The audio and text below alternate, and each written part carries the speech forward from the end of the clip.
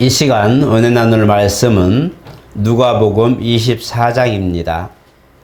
누가복음 24장 36절로 43절 말씀 우리 천천히 교독하겠습니다. 이 말을 할 때에 예수께서 친히 그들 가운데 서서 이르시되 너희에게 평강이 있을지어다 하시니 그들이 놀라고 무서워하여 그 보는 것을 영으로 생각하는지라. 예수께서 이르시되 어찌하여 두려워하며 어찌하여 마음에 의심이 일어나느냐. 내 손과 발을 보고 나인 줄 알라. 또 나를 만져보라. 영은 살과 뼈가 없으되 너희 보는 바와 같이 나는 있느니라. 이 말씀을 하시고 손과 발을 보이시나 그들이 너무 기쁨으로 아직도 믿지 못하고 놀랍게 여길 때에 이르시되 여기 무슨 먹을 것이 있느냐 하시니 이에 구운 생선 한 토막을 드리니 받으사 그 앞에서 잡수시더라. 아멘. 우리 한번 같이 합니다. 예수는 하나님의 아들이신 참 사람이시다. 우리가 고난 주간 그 종려 주일에도 예수님의 그런 탄생 배경과 그가 또 공생의 기간에 있었던 일들 그리고 십자가 대속의 이런 은혜들을 우리가 살펴보았는데 오늘은 그가 부활하신 이 사건에 대하여 얼마만큼 주님이 태초부터 준비하시고 또 얼마만큼 그것을 주님이 실질적으로 이제 이루셨던 이런 부분들 그리고 부활 후에 우리가 또한 거기에 함께하는 동참하는 이런 과정까지를 보게 됩니다. 우리가 예수 하면 우리가 하나님 또 하나님 아버지와 아들과 성령 이름으로 우리가 알고 있지요. 맞습니다. 하나님 이름은 예수, 바로 하나님은 구원이시다라는 의미를 가지고 있습니다. 그래서 마태복음 1장에도 이 아들을 낳으리니 바로 이름을 예수라 하라 이렇게 말씀해서 임마누엘 하실 것을 말씀하고 있고 그 다음에 바로 말씀이 육신이 되시다고 하실 때에 요한복음 1장에도 태초에 말씀이 계셨고 그 말씀이 하나님과 함께 계신 말씀인데 이 말씀이 하나님이라고 말씀하셨는데 그러나 12절에 보면 바로 말씀이 육신이 되어 우리 가운데 거하시매 라고 말씀하고 있어요. 그래서 말씀이 육신이 되어 우리 가운데 거하시며 우리가 그 영광을 보니 하나님의 독생자의 영광이요 은혜와 진리가 충만하더라 이렇게 말씀하고 있어요. 그래서 요한복음 저자였던 사도 요한이 또 사도 요한이 그 쓰신 글을 보면서 요한일서 1장에도 태초에 계신 말씀에 관하여는 우리가 보고 듣고 만져본 모든 사람이 주목하여 본 그 사람 맞다라고 실질적으로 현현하신 주님을 표현하고 있습니다. 그래서 말씀이 곧 하나님 품에 계신 하나님과 함께 계셨던 말씀이 이 땅에 오실 때에 육신을 입고 오셨다. 그런데 이 법을 보니까 창세기 1장에 우리의 형상과 우리의 모양대로 사람을 만들고 이렇게 말씀하고 있어요. 그래서 우리가 원래 있는 것이 아니고 하나님께서 그 독생자의 형상과 모양을 따라서 우리를 만드셨다는 것을 알게 됩니다. 그래서 우리가 어떤 때는 많은 분들이 우리 인간이 살 때에 하나님이 우리 모습으로 왔다. 우리 모습으로 온 것이 아니라 하나님은 그냥 그 본 모습으로 오신 겁니다. 단지 우리가 이 피조된 우리가 그 모습대로 그 형상대로 이미지대로 우리가 사실은 지음을 받은 거죠. 그렇기 때문에 우리가 먼저 형상과 모양이 우리가 앞선 것이 아니고 그가 먼저 계셨다는 것을 성경은 조명하고 있어요. 그렇기 때문에 우리는 그의 수색이라 말하는 것이 맞고 우리는 그의 출신이요 그의 형상과 모양대로 지음받은 피조물이라고 하는 말이 맞습니다.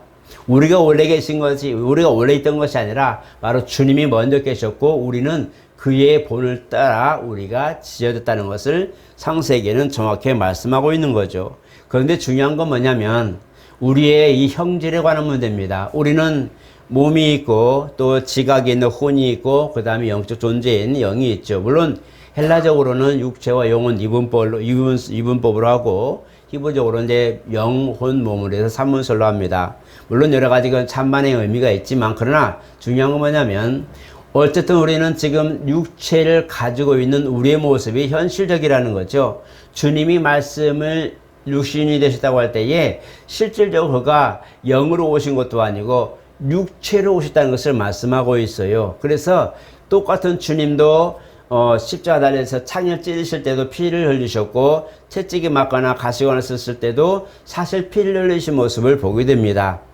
우리는 직접 그 영향을 보지 못했지만 기록한 그 제자들의 모든 그 문헌을 보면서 그들이 이제 주님을 바라보면서 주님이 그 골고다로 끌려가는 그 모습 속에 이제 피를 흘리시고 고난을 받으신 그 다음에 상처가 난 이런 것들을 정확하게 묘사하고 있고 오늘 본문도 주님이 부활하신 사건을 보면서 제자들은 믿지 못하죠. 왜냐하면 죽은 자 가운데 부활한다는 것을 정말 그들은 경험하지 못하기 때문이죠. 그런데 주님이 부활하셔서 그대로 와가지고 갑자기 너에게 평강이 있을지어다니 이거 영을 보는 거야? 우리 눈이 밝아져서 영이 보는 거야? 그런데 주님이 말씀합니다. 영은 살과 뼈가 없으되 라고 정확하게 말씀하고 있어요. 그래서 우리가 보니까 영혼은 살과 뼈가 없습니다.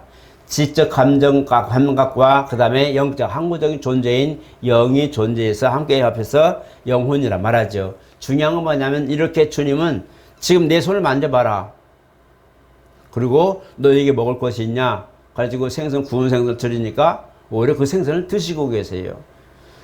그래서 우리 주님이 실질적으로 육체적 부활을 하신 것을 이 제자들이 직접 목도하고 만져본 이 사건에 대하여 말하고 있죠. 그래서 요한일서 1장에 정확하게 말한 거란 말이에요. 그래서 이걸 보는데 중요한 건 우리도 이런 지금 몸이 있고 피 흘릴 몸이 있고 상처 나는 몸이 있는데 우리도 몸이 있고 주님도 육신이 되셔서 오셨기 때문에 똑같은 몸인데 중요한 건 형질이 다르다는 거예요. 주님의 몸은 말씀이 육신이 되셔서 바로 이 말씀이 육신이 되셔서 위에서 났다고 말합니다. 고린도서 보니까 15장에도 그 주님은 위에서 났다고 말씀하고 우리는 아래 땅에서 흙으로 지음받았다고 말하고 있어요. 본인이 실질적으로 창세기 2장에 보니까 흙을 빚어서 사람을 만들었다 이렇게 말씀하고 있어요. 그래서 우리 몸은 사실은 흙이 근원입니다.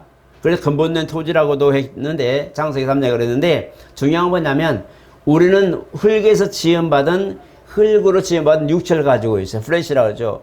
실질적으로 우리가 헬라적으로 보면 사로스라 해서 실질적으로 이 몸만 가지고 있어요. 상처날 수 있는 몸, 해침을 받을 수 있고 노쇠할 수 있는 이 모든 환경에 민감한 반응을 가지고 있는 이 몸, 육체를 말하는 거죠. 그래서 이 육체는 흙에서 지음받았고 똑같은 육체를 가지고 있는 주님, 피 흘릴 수 있는 육체를 연약한 몸을 가지고 있는 주님은 흙으로 지음받은 것이 아닌 바로 말씀이 육신이 되신 부분이어서 하나는 위에서 났고 하나는 땅에서 났다. 이게 부분하고 있어요. 그래서 우리가 이 부분을 보는데 요한복음 6장에 보니까 주님이 내 말이 영이고 곧 생명이라고 말하고 있어요. 살리는 것은 영인 유구무익하니라. 그래서 바로 말씀이 육신이 되셨다 할 때에 이 말씀은 태초에는 영으로 하나님과 함께 계시던 부분이고 그 다음에 이것이 이제 말씀이 육신이 되어 우리 가운데 오셨을 때는 실제로 보여지는 육체로 오셨다는 거예요. 그래서 이 육체로 오신 몸이 말씀이 바로 육신이 되신 것으로서 그가 몸 자체가 말씀이시고 우리는 흙에서 지음받았기 때문에 우리 몸은 흙에서 지음받았기 때문에 흙으로 돌아가게 되어 있어요. 그래서 너는 때가 되면 흙으로 돌아가라 이렇게 말씀했어요. 창세기 3장에도 때가 되면 너는 흙으로 돌아가니 네가 흙에서 취함을 입었으면 말씀하고 있어요. 그래서 육체는 흙으로 돌아가지만 중요한 게 뭐냐면 창세기 2장 7절에도 극구의 생기를 불어넣으시니 사람이 생명이 있다. 아담이 되었다고 말하고 있어요. 아담, 사는 영이라는 얘기예요. 그래서 이 부분을 보는데 우리는 영적 존재다고 말할 때 주님은 이미 말씀이 육신이 되셨기 때문에 그 자체가 영이요 생명이란 말이에요. 그래서 우리가 영적 생활을 우리가 추구하고 신앙생활을 하려고 노력하는 이유는 바로 육체는 흙으로 돌아가고 영이신 주님과 영적 존재인 우리가 같이 같은 선상에서 교통을 이루는 것이 바로 영적 생활이라고 말하는 거예요. 그래서 신앙생활은 육체의 그런 소욕이 아닌 영적 생활을 추구하는 것과 주님이 육신이 되신 말씀이 육신이 되신 영적 존재인 주님과 하나의 그런 이 모든 그런 같은 맥을 이루어서 우리는 하나님이 주시는 말씀 육신이 되신 그 주님을 먹고 마신다 할 때에 그 말씀을 들음으로 내 영이 살게 되는 거예요. 그래서 육체는 흙이 되어 흙으로 돌아가는 그날에 소멸되지만 우리 영은 그렇지 않단 말이에요. 육체는 소멸돼도 우리 영은 남아있단 말이에요. 우리 영혼은 남아있기 때문에 이것이 주께로 가야 되고 주의 말씀을 의지해서 가야 되고 하나님께로 말미암아서 하나님께로 가야 되기 때문에 영혼에 관한 문제는 세상 것으로 대변할 수 없고 우리 영혼에 관한 것은 세상의 어떤 양식이나 음식이나 대가로 지불할 수 있는 단서가 없어요. 그래서 우리 영혼에 관한 부분들은 하나님 말씀으로만 우리가 갖게 되는데 이 하나님 말씀을 가지고 왜냐하면 주님이 그 고의 생기를 불어넣음으로 우리가 생명이 됐다고 할 때에 하나님이 주시는 생명으로만 살 수 있도록 만들어 놓은 게 영이란 말이에요. 그렇기 때문에 내 영혼에 관한 문제는 하나님 말씀이 없으면 죽는 거예요. 내 영혼의 문제는 말씀이 육신이 되신 예수가 없으면 죽는다는 얘기예요. 왜냐하면 주님이 내 말이 곧 영이요 생명이라고 말씀하셨기 때문에 그 말이 맞는 거예요. 말씀이 육신이 되셨지만 사실 그런 영이요 생명이라는 거예요. 그래서 그가 내게 성령으로 오셨다, 보혜사로 오셨다 할 때 그 말도 틀리지 않는 이유가 뭐냐면 그는 영이요 생명이시기 때문에 육체를 가지고 오실 수도 있었고 올라가셔서 보좌 우편에 앉으시고 영으로 우리 가운데 오셔서 지금 우리와 함께 하시는데 육체와 함께 한다. 플래시적인 이 쌍스 같은 없어질 흙의 존재인 육체와 있는다 이런 것이 아니라 바로 우리 영혼의 관내에서 우리 영혼과 함께 지금 같이 있는 거예요. 그래서 어떤 분들은 육체와 신앙생활한 영을 성수와 지성수로 구분하기도 해요. 맞습니다. 지성소에는 법궤가 있고 그 다음에 그룹들이 있고 다 있죠. 그래서 매년 1년마다 1차씩 2월달에 대제사장, 이스라엘의 대표, 신앙생활하는 가장 큰 선출받은 대제사장만이 들어가서 하루밤 내내 우리 죄를 용서하소서, 우리의 죄를 용서하소서 회개하죠. 단 사면의 피를 뿌리면서 우리 죄를 용서하소서 하고 피 뿌림으로 속죄를 하고 아침에 나옵니다. 그런 것처럼 바로 주님이 우리 영혼에 관하여 간섭하시고 우리 영혼의 생명을 공급하심으로 우리가 사는 건데 그러면 우리 육체는 뭐냐? 아까 주님 말씀에 우리가 주님 볼 때에 주님은 말씀이 육신이 되었다 해서 그 말씀이 영이요 생명이시고 그 다음에 그 말씀은 죽어도 우리가 위에서 나셨기 때문에 다시 살림의 힘을 입었잖아요. 그런데 우리 몸은 뭐예요? 이 몸은 썩어 없어지는 거예요. 흙으로 돌아가는 거예요. 우리가 가끔 가다가 이제 사체들도 보기도 하지만 결국은 흙으로 돌아가서 또 다른 그런 미생물이나 이런 것들이 분해돼 버리고 다시 또 다른 어떤 그런 피조외된 어떤 채소들이나 나무들이나 그런 것들에 이제 영양분이 되죠. 그래서 우리 육체는 무엇이냐? 중립. 그 하나님이 우리 영적 생활을 돕고 함께 하실 때에 육체가 남아있는 동안에 그 육체를 의의 변기로 쓸 수 있도록 남겨놓으신 거란 말이에요. 그러니까 우리 육체가 썩어질 몸이에요. 별거 없어요. 때가 되면 다 소멸되겠지만 그러나 중요한 건 기회가 있을 때, 육체가 있을 때에 영적 존재인 주님과 영적 존재인 나와 함께 교통할 때에 육체를 사용해서 하나님의 뜻을 이루어가는 거, 영적 생활을 유지해가는 귀한 도구로 쓰는 것이 옳단 말이에요. 그래서 육체는 도구고 육체는 달란트라고 말하는 겁니다. 우리 육체는 달란트고 도구입니다. 누굴 위해서? 영적 생활, 내 영을 때려하여 정말 귀중하게 쓸 수 있는, 그래서 주님과 함께 모든 것들을 동역함으로 상을 받고 위로를 받고 칭찬받을 수 있는 도구로 쓸 수 있는 기회가 바로 육체가 있는 동안이란 말이에요. 그래서 육체는 우리가 기회로 삼고 육체는 달란트다 해서 아프지도 말고 연약하지도 말고 나태하지도 말고 정말 더 부지런하고 더 열심을 해서 주님의 때를 위하여 준비하는 것이 옳다고 말하는 거예요. 그래서 주님이 부활에 관한 문제 말할 때에 이제 부활에 관한 말한다면 우리 아까 말한 대로 우리 육체는 흙으로 돌아가면 소멸되고 그만이지만 주님은 육체가 말씀이 육신이 되셨기 때문에 그가 십자가 달려 죽으시고 부활하셨을 때에 신령한 몸을 입고 있는 것이 아니에요.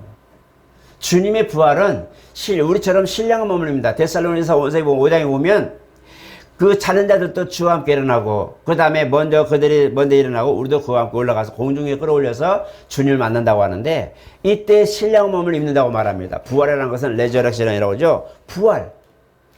다른 영체로 완전히 변화해서 영원한 몸으로 올라갈 때 이것을 부활이라고 말해요. 그래서 부활의 날에는 우리는 이 육체를 벗어버리고 이 몸이 죽지 않고 그대로 있었던 사람들은 신랑 몸을 입어서 그대로 변화되고 옷은 다 땅바닥에 떨어지죠. 이건 필요된 거니까 떨어지지만 신랑 몸을 입고 세마포를 입고 공중에서 주님을 뵙고 먼저 자는 자들, 먼저 주 안에서 믿음을 가지고 죽은 이들은 신랑 몸을 입고 주님과 함께 같이 구름을 이제 내려오는 거다. 낙원에서 내려와서 주님과 함께 오는 거죠. 이런 과정인데 이때 우리가 부활한다고 할 때는 우리 몸이 이 형질이 아닌 영원한 썩지 않을 그런 신령한 몸을 가지고 올라가는데 이것이 우리 부활이라고 말해요. 그런데 주님은 3일 만에 부활하셨을 때에 우리처럼 신령한 몸으로 부활한 게 아니에요. 형질이 변한 게 아니란 말이에요. 그냥 그 말씀 요시된 그분이 그대로 몸이 그대로 부활하실 때는 그 몸 자체로 부활하신 거예요. 그는 위에서 났기 때문에 흙으로 지음받거나 표조된 게 아니고 말씀이 요신되셨기 때문에 그 몸 그대로 그냥 부활하신 거예요. 그래서 주님이 제자들에게 나타나셨을 때에 피 흘린 자국이나 못 박히신 자국이나 이런 것들이 그대로 남아있는 거예요. 정말 주님이 오늘 제자들이 지금 오해하는 것처럼 놀라워서 너무 좋아서 지금 못 믿고 영인가 우리 영을 보는 거야 말했다면 영은 피 흘릴 수가 없기 때문에 상처 날 일도 없고 상처가 났을 일도 없고 못 박혀 그런 상처들이 있을 리가 없는 거예요. 영은 그런 게 없는 거예요. 오늘날 많은 분들이 육체적 장애를 가지고 이제 사는 분들이 많은데 그들이 신령한 몸을 가지고 나올 때는 그냥 그 모습 가는 것이 아니라 완전한 몸으로 보라는 거예요. 단지 이 땅 육체로 사는 동안에 불편하고 좀 더 남들보다 좀 부족하고 좀 더디고 이런 것이 있지만 그 좀 쓸 것을 못 쓰는 그런 부분 연약성이 있지만 부활의 날에는 그런 게 아무 의미가 없어요. 육체에 그런 연약하면 온데간데 없고 완전한 몸으로 부활하기 때문에 아무런 죄가 없어요. 그대로 가는 거예요. 그래서 우리가 그걸 보게 되는데 주님의 부활은 우리와 같이 우리 신령 몸을 다시 변화해서 올라가는 것이 아니라 바로 그 몸 그대로 부활하셔서 내 몸, 내 살을 보고 내 손을 보고 내 이마도 보고 내 상처를 봐라 라고 하시는 말씀이 옳다는 거예요. 그래서 주님 부활은 실질적 부활이고 나중에 그가 40일 동안 이 땅에 부활하신 다음에 계실 때에 모든 500여 성도가 보았다고 고린도서에 말씀하고 있고 누가복음 마지막 부분에도 제자들이 그걸 봅니다. 하늘로 올라가시는 거 보는데 이 40일 동안 계셨던 것을 3쪽으로 다 기록을 함축해서 부활의 그 날만 기록하고 끝납니다.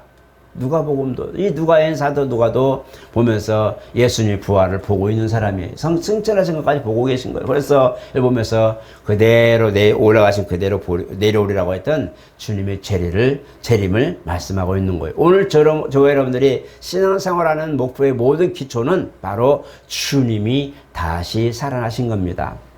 말씀이 육신이 되신 이가 죽었다가 다시 살아나셔서 모든 산자 그를 믿고 따른 자들에게 기본 부활의 첫 열매가 되신 것처럼 우리도 주님의 날에 주님이 우리를 부르시는 날에 우리도 신령한 몸을 입고 그 날에 갈 것을 기대하는 것이 신앙생활이에요. 그 기대가 없고 그 소망이 없으면 우리는 사실 육체의 모든 것들이 빠지겠지요. 육체는 영적 생활에 크게 도움이 못 됩니다. 다시 말하지만 육체의 소욕으로는 하나님의 뜻을 거스른다고 말하고 있어요. 보니까 육체의 소욕은 성령을 거스르고 성령의 소욕은 육체를 거스른다고 말하고 이 두 개가 융합할 수 없다는 거예요. 하나 될 수 없다는 거예요. 연합할 수 없다는 거예요. 누가 쓰든지 쓴다는 거예요. 육체가 영혼의 때를 잠식시켜버리고 육체의 향락으로 빠져버리든지 영혼을 멸망에 가버리든지 아니면 영혼이 육체를 다 제바해서 신령한 것으로 영원한 것으로 다시 모든 것을 이끌어가던데 둘 중 하나라는 거예요. 그래서 로마서 8장에 너희가 육신으로 살면 반드시 죽을 것이로되 영으로서 너희 육체를 모든 영신을 죽이면 살리니 무릇 하나님의 영으로 인도받는 자들은 하나님의 아들이라고 말하고 있어요. 그렇기 때문에 오늘 저와 여러분들이 이 부활의 소망을 가진 것은 정말 하나님의 은혜, 하나님의 그런 계획, 하나님의 준비하심을 보고 나도 이 부활에 아무쪼록 동참하기 위하여 오늘 육체의 소욕을 이기고 내가 모든 걸 필요하고 모든 것이 연약하지만 주님이 부활의 날을 기대하면서 사는 것이 주님의 부활의 소망의 날입니다. 그게 부활주일이에요. 부활주일을 왜 지켜요? 계란 삶아서 계란 나눠주고 부활주일이냐 감사한금하고 부활주일에 뭔가 한다 그것이 아니라 주님의 부활의 날에 우리는 어떤 모습을 가면 상기해보고 주여 1년에 한 번 부활절을 기념한 이 시기에 정말 나도 부활의 소망이 있는 사람 나도 부활의 그런 경험을 가질 수 있는 사람, 주님의 은혜가 내 안에 있고 그 말씀이 주인 내시니 그의 십자가 대속의 공로가 내 안에 모든 효력이 있는 사람, 나는 그런 사람, 나는 부활에 동참할 수 있는 자격이 있는 사람, 이걸 다시 한번 확증하는 시간이 부활, 나는 절기라고 저는 그렇게 생각합니다. 그래서 부활절을 특별하게 생각하고 부활절 더 깊이 생각하고, 부활절은 반복돼도 괜찮아요. 평생을 해마다 반복해도 부족한 것이 부활주일이에요. 왜? 그것이 우리 한 번에 있을 마지막 그 궁극의 시간에 주님을 뵐 수 있는 기회가 되기 때문입니다. 오늘 저와 뭐라 하시고, 이 신명기 8장에 보니까 3절에 뭐라고 했어요? 사람의 떡으로만 살 것이 아니라 하나님의 입으로부터 나오는 모든 말씀으로 살 것이라고 정확하게 말씀하고, 주님도 이제 시험 환자가 와서 돌들 떡덩이 되게 먹어라, 네가 하나님 맞으면 뛰어내려라, 경배해라 말하지만 분명히 갑니다. 말씀으로 사람의 떡으로만 살 것이 아니고 그 굶주리신 주님이 하나님 말씀으로 대적하는 걸 보게 됩니다. 우리도 마찬가지라는 거예요. 주님이 시험 환자 왔을 때 돌들이 떡덩이 되게 먹어라, 배고프잖아, 만들어 먹어, 너는 능력할 수 있잖아. 그래서 유혹이 올지라도 주여 아닙니다. 사람의 떡으로만 살 것이 아니라 하나님으로부터 나는 말씀으로 살 것이니 나는 하나님의 말씀을 먼저, 나는 그 말씀에 순종하겠습니다. 나는 결단 내가 가지는 것이 옳습니다. 오늘 저러분 하셔서 나는 부활의 사람, 나는 정말 부활의 그날에 함께할 사람, 나는 첫째 부활 주님이 나를 부르실 때에 신령한 몸을 입고 올라갈 사람, 이것을 꼭 상기하시고, 맞아, 나는 그런 사람이지, 나는 그렇게 정말 소중한 사람, 나는 정말 하나님이 기억하시고 나를 위하여 십자가 대속의 모든 부활까지 이루시고 나를 위하여 살라주신 그분이, 나를 위하여 부활하신 그분이 오늘 나에게 오라 하셨으면 내가 그걸로도 충분한데, 나는 하나님 이 믿음으로 살기 없어서, 이 믿음으로 오늘을 살고 오늘을 승리하기 없어서, 이런 기도와 간구가 오늘 저 여러분들에게 능력이 되고 기도가 되고 열매가 되고 소망이 되시기를 예수 이름으로 축복합니다. 거룩하신 하나님 감사합니다. 우리는 이 땅 사는 동안에 주님의 고난과 또 죽으심과 또 부활한 사건들을 보지는 못했지만 기록된 글들을 통하여 순식간에 달고 나갑니다. 그래 때로는 우리는 주님의 공생에도 보게 되고, 그 순간 우리는 주님의 고난도 보게 되고, 그 순간 우리는 주님의 죽으심과 부활을 단번에 읽어나갑니다. 하나님, 우리는 그저 순식간에 읽어나가는 그런 한 해의 장에 불과하지만 주님은 그 모든 날들을, 모든 그런 경험들을 시간으로 역사 속에 모든 걸 이루셨사오니 주여 이것이 우리에게 정말 현실감 있게 우리 가운데 와닿게 도와주시고, 주님이 내가 그러하다, 내가 바로 그다 라고 말씀했던 것처럼 오늘 우리에게도 영이 아닌 실제로 존재하시며 실제로 부활하신 주님을 경험하는 아름다운 시간 되게 도와주시옵소서. 우리 다시 한번 부활의 소망을 기억하고 다시 한번 상기하고, 잃어버린 그런 꿈들, 부활에 대한 꿈들을 다시 한번 상기하고 다시 한번 본 궤도에 올라갈 수 있도록 지켜주시옵소서. 예수 이름으로 기도드리옵나이다. 아멘.